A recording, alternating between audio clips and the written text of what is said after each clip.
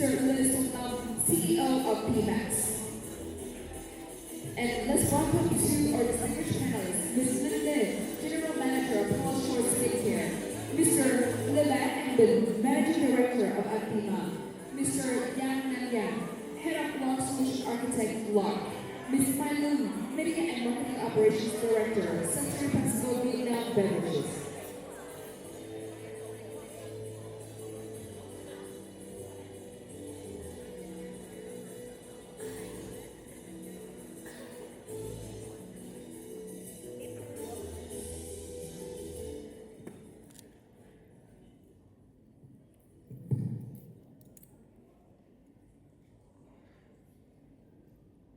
Okay, hello everyone. Good afternoon. So here today we are in a panel discussion about first party data activation, blueprint. And I think it's very difficult for us to talk about blueprint with just talk. So our panel decided to use a slide, a framework, as a framing so that later on we can base our conversation on. So please put on the slide.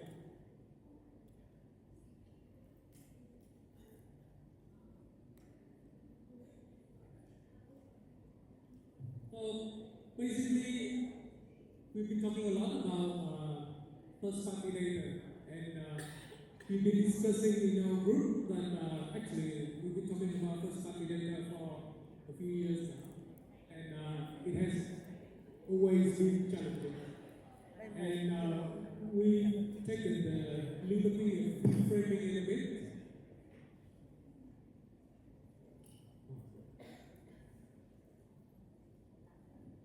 So we frame it a bit as in terms of, instead of first party data, it is about how do we create a customer advantage flywheel.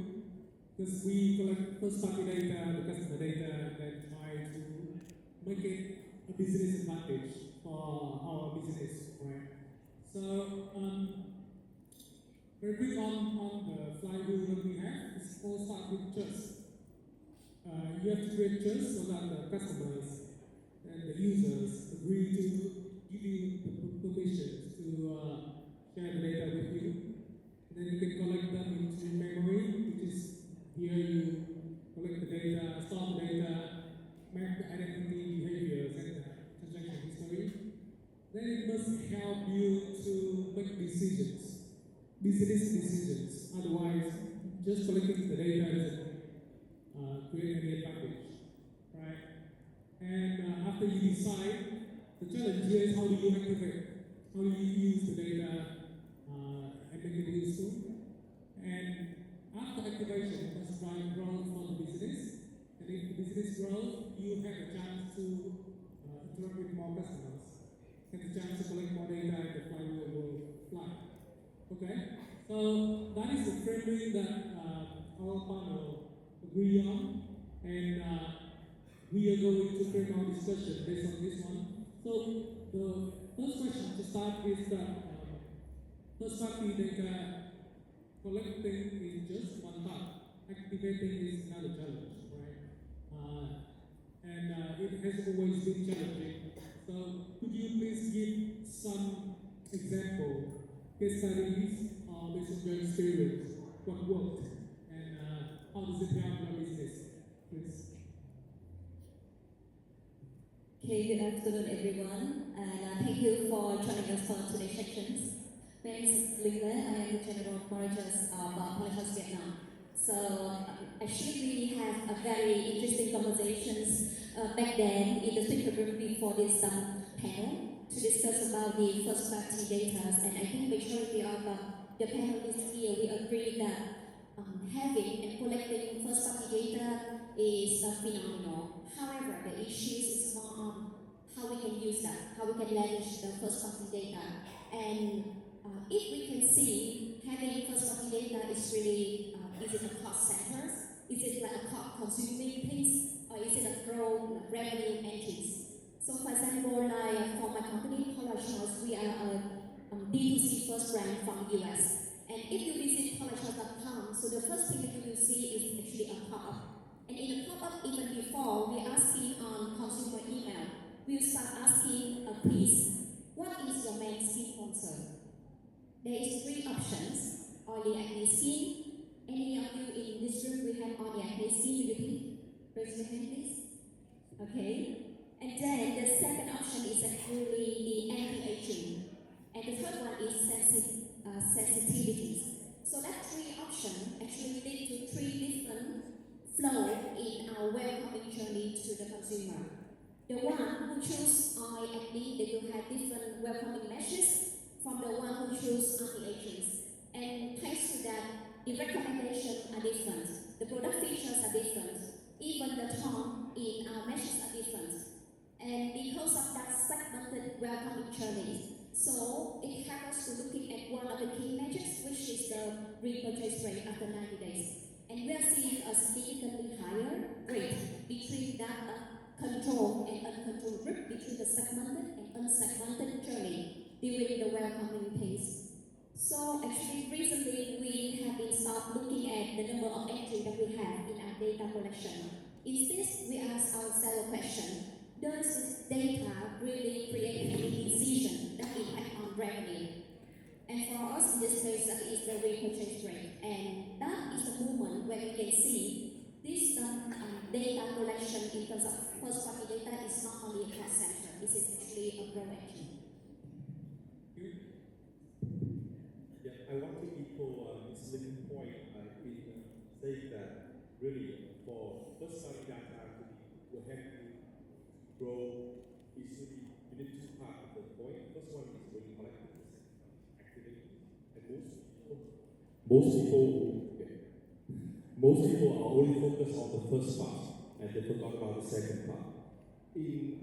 Within Zalo, we have successful clients focusing on both, and the important part is that they skip the part of just collecting phone numbers and the lead form. Now they're moving and brief to us that now we don't no longer want just those pieces of data. We really want to collect those touch points where we can interact 2 ways with the audience. And that's where they come to us in the briefing about follower for Zalo official account. And from that, instead of for those education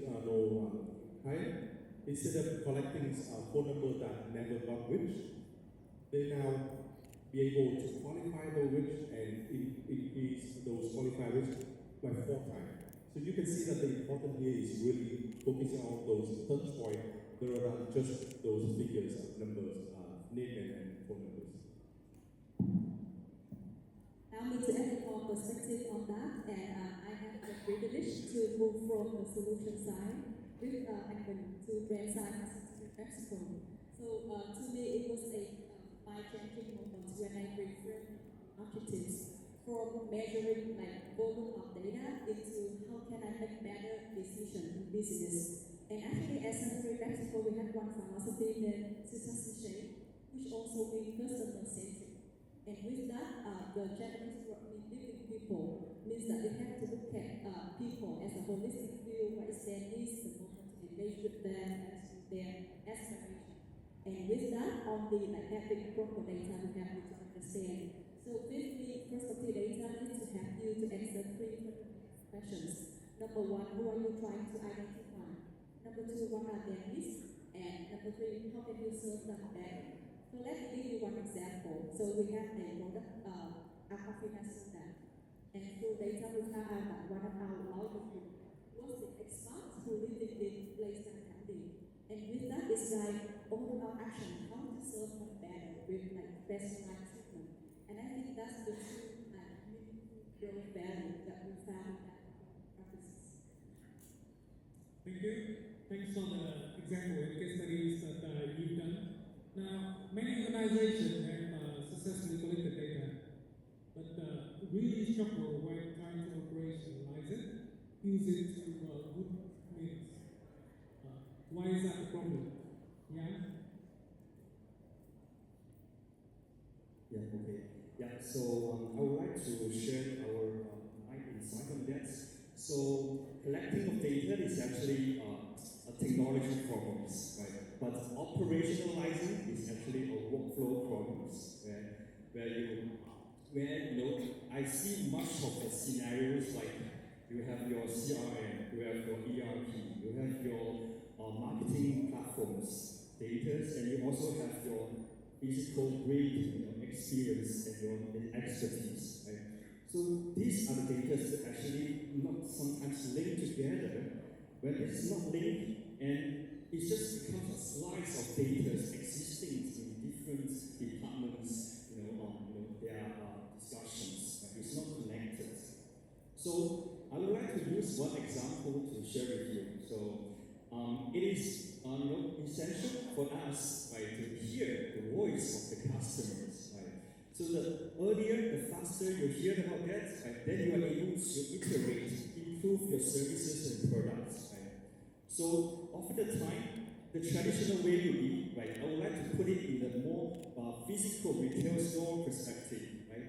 When you have your staff hearing the complaints from the customers, and then the staff actually talk to the supervisor writes some message in other groups, right? Put some pictures, and someone from the marketing team or from different teams happen to see it and log records in their spreadsheets, right? And the spreadsheet goes to their monthly review, right? So you see here, like there's so much disconnections in terms of data passing, right?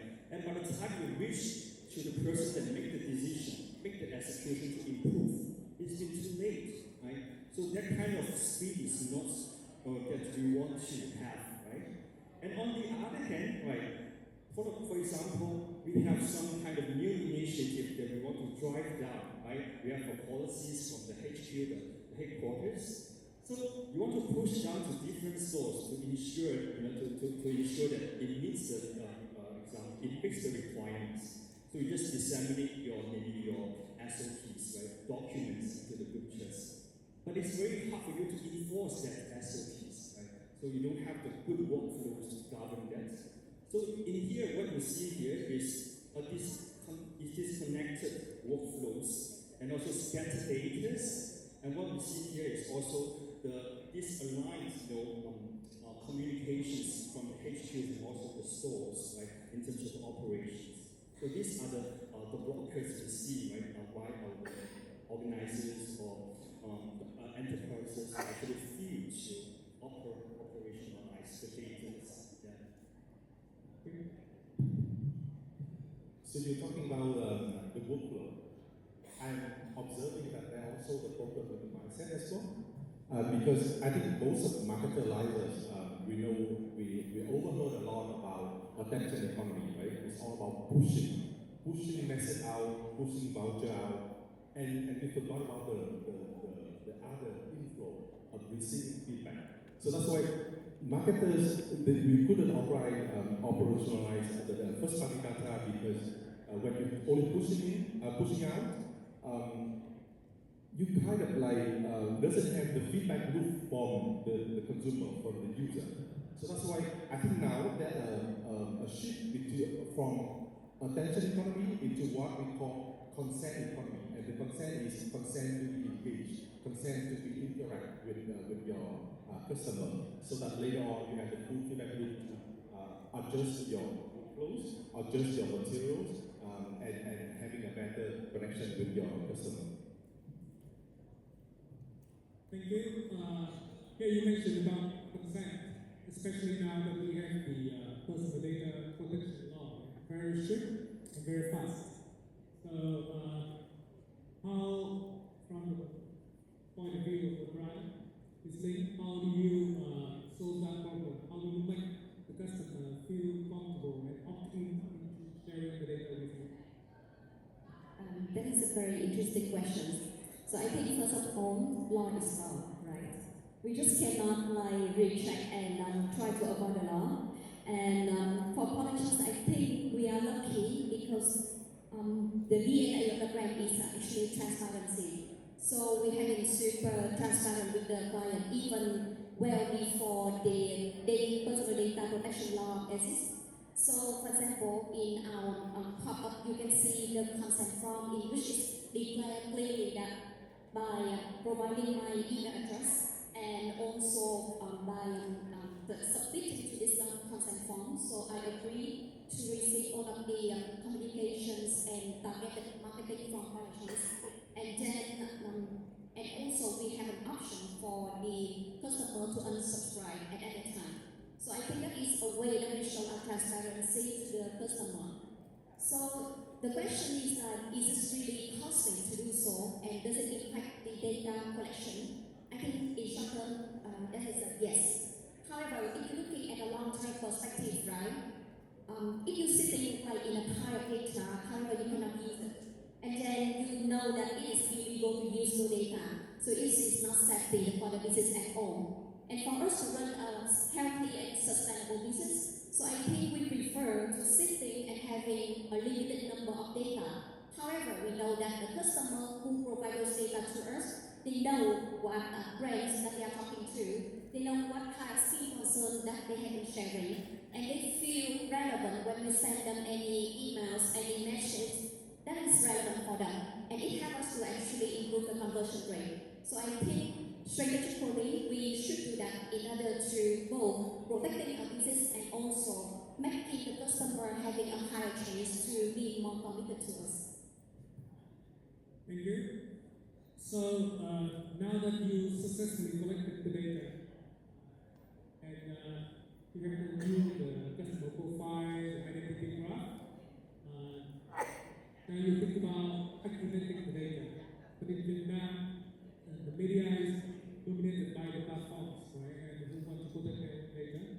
So how you do it in Vietnam context is the big. So the reality is really harsh, you know already, right? All the platforms try to protect the data, no, nothing's coming out. Like for marketplace, you only see the volume of sales, you don't know who you're selling it to. We often say that you make the sale, but you don't have the customer. Or in Vietnamese, bạn bán được hàng nhưng bạn không có khách hàng. And then the next campaign, you just start again. And all platforms like that. So I think when we talk to our successful clients, for example, like Long Châu and Machine and stuff like that, they are quite smart. I think a few years ago, you know, there's media attribution methodology, own, earn, share, and pay. Actually, Long Châu is doing the same. They evaluate all their own channels first, from their offline store, from their packaging, from their website, from the official account certainly. But then they pick the channel that having the highest interactive rates, and they say that wow, there's the place where I can interact with our customer and then provide more information, more voucher. And then they do it on the traffic, building, nurturing their community up there. I think now Long Châu have around like 18 to 20 million followers in their Zalo official account. And they say that, well, it's costly at the beginning, but for the long term, that channel becomes the most cost effective and the highest open rate channel for them, and they continue to invest with us. So I think having one channel that you gain the consent from the user to interact is a very key. Thank you. It's great to hear from Zalo about Zalo OA solution for activation. And so activating the data, normally, especially for advertising, you have to upload the data into the platforms like Meta, TikTok, and Google. And it's like feeding back the data to platforms. How do you try to protect your customer relationship while still be able to activate the data? Wow. Actually, every time we run a campaign on the platform, we need to ask ourselves several questions. Are we running this campaign for the platform? Or are we running this campaign for ourselves? I mean, if you just put on all of the effort in order to drive traffic to the platform, and then you can have a certain GMV, after the campaign, everyone will be super happy, the team, they will achieve the target, but after all, there's no data record in our ecosystem. So that is actually the things that we do for the platform, not for the brands. So at our teams, we are putting what we call the own conversion rate, in which we measure the conversion rate of the customer who actually purchased from the platform, and we see after 30 days if they end up at our own email platform. For example, an email registration on our website, or a follower from our Zalo OA account, like a registration signing up for our loyalty program. So we want looking at those kind of KPI and index in order to see if we are able to recruit customers from the campaign on the platform to our own channel. And also there is a tactic that we are doing, but well, please do not share with the other platform. Do not share with TikTok and Shopee, otherwise they will kill us. So at Choice, we are doing this small tactic. On every single box that we send out to the customer when we place an order from Marketplace, we put on a QR code, a small one. And that QR code linked to our website, the pop-up section. And we put on some incentive for the customer to scan that QR code, go to our website, signing up, putting an email, declaring their scheme concern and their latest purchase history. And from that moment, we are able to connect and engage with the customer on our direct conversations. So that's the way that we try to steal the customer data from the platform. Yeah, so basically it's a collaboration and also fighting on the data itself, right? Yes, and yeah, it's a topic about AI, right? Of course, and how is it going to change the nature of first-party data collections and activation? Yeah. Yeah, so from my perspective, I'm actually coming to share that that the AI part in this activation of first-party data is basically it collects your data to your decisions. So it shortens the time and gets things done quickly. So just to give an example, right? So for the past decades, when we discuss about activation, we are talking about someone from a data team consolidating the data, right? And then generate the dashboards, and someone gets to interpret, and someone gets to make the decision, and someone gets to execute the task on the ground or in the actual scenes, right? So now, when it comes to the AI era, we don't have much layers in between, right? So from the data, straight away, you can have your activations, right? So the AI is not just create a dashboard for you, it also help you to interpret and also help you to give your insights and recommendations, what's going on and what to be done in the next phases, or increasingly actually do it for you, right? So that's what we see here, and also we see AI can then assign the tasks, notify the right people, right? It now actually changes from analysis to operators, right? That actually transform the way that we go to the markets, right? So just example, right? There's actually a real cases from our customers. There's a well-known FMCG brand in the beverage industries, and actually he has a difficult time to run the below the line. So they have 90% of the revenue coming from the physical purchase in the stores, right? So it's very hard for them to measure the ROIs when we carry out physical marketing campaigns, right? It takes time, it takes 3,000 people on the ground to collect the data and spread across 32 spreadsheets. So they need to take 3 things, collect the data, analyzing it. Right now, it's actually immediate. When you get the data, and now you have the AI to run for the insights, recommendations for the guests, and also the improvements to be made, so they can decide for their next iterations of marketing campaigns. And that translates to 3 to 5% of the cost saving in their marketing spending. And also, that spending saving actually translates to $800,000 to $1.5 million USD revenues. So there's huge savings, and it's something that the AI can help them to accelerate and achieve. So what we are saying is actually still the human make the decision, but the human make the decision straight away from the decision itself, not from the data, right? So that's how we see it transforming from the collection to the activations in a short period of time. And also essentially, the AI is coming not just to create a smarter dashboard, but a smarter decision that behind the dashboards. So that's sharing on this part. Yeah, I think also thanks to AI, I think now we can do auto segmentation, meaning that through only a small subset of data before we couldn't define who they are, but now we can have a very close match and generate the segmentation almost real time.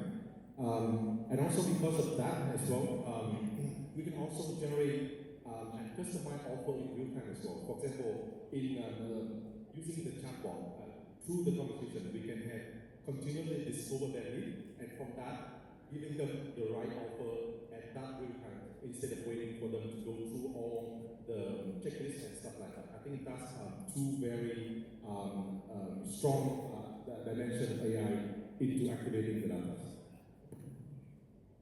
Okay, so we talked about first-party data 5 or more years back, right? It's not that new, and we frame it as an advantage. So we try to achieve a customer advantage, which means that we must be better than our competitors in terms of processing, leveraging first-party data. So why start now? And then 5 years from now, right? The one who holds the advantage will have what? Is mine?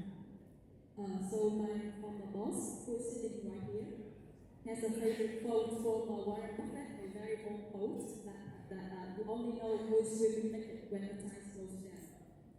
This implies business vulnerability and long-term impact, but without is also very true for data. I believe that the winners in the next 5 years with data is not the one who owns a large volume of data, but the one who can turn it into insights, into experiments. And with that, we don't just use data to validate what happened in the past, but also as a guideline for the future. There was interesting thoughts I would like to share with all of you that data needs to be a team sport. It needs to be aligned from cross-level in an organization, cross stakeholders, and between us as the brand owners with our platforms. And that's the only way for us to do it successfully. Thank you. So assuming that you are sitting on the pile data right now, right? And you just start. What should you do in the first 90 days to really start with the first party data, not just the buzzword data? Can you share as well? So what I have just asked is exactly my assignment at the moment. It's really also a lesson learned for me. So I used to do blueprints and consult different businesses. Now it's my turn to try to really what to do with my plan. And I think it's very important that we shouldn't look at a fancy, perfect framework or dashboard or big KPI, but truly need to spend time with different stakeholders, spend time with the organization to understand what will be the very first pain point or business problem. And from there, asking yourself what can be solved with data and what will be the proof of data. And I would encourage all of you, regardless of your title or function, to really see what can be solved with data and we can start from there.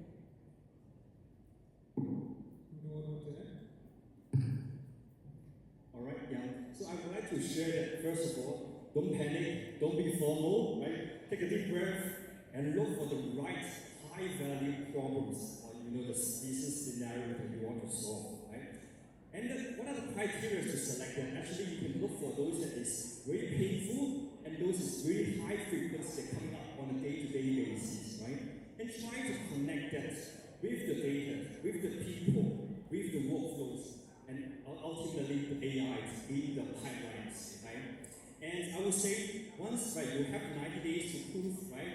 And to make sure the data driving the workflows, not just the data that appears in the monthly reviews, right? So that can actually really prove something that it is actually helping the team, the organizations, and then naturally the organization will pull towards you, right? To do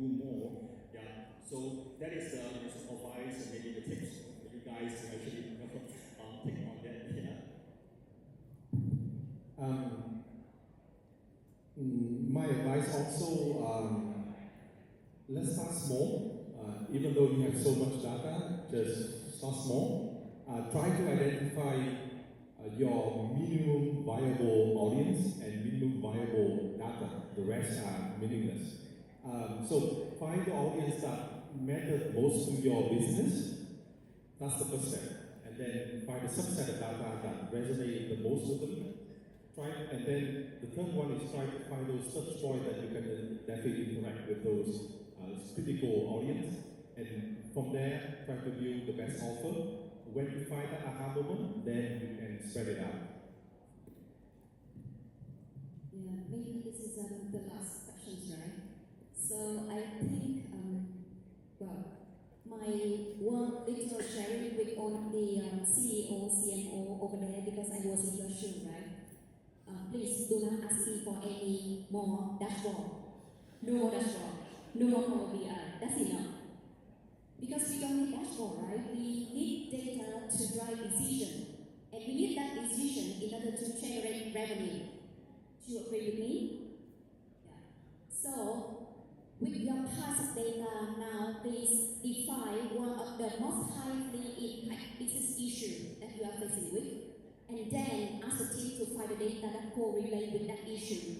You can run a pilot test in a control group, and with that result, then you can scale it up. So no more data collections, no more analysis, just go and let the data work for you. Thank you. Thank you very much, my panelists. I think the key takeaway that all four panelists agree on is focus on the business questions. Let the data help you to drive business outcome. And finally, let the flywheel fly high. Thank you very much. Thank you to our moderator and thank you to our wonderful panelists. And please remain on the stage to receive flowers and a token of appreciation from the representative of MMA.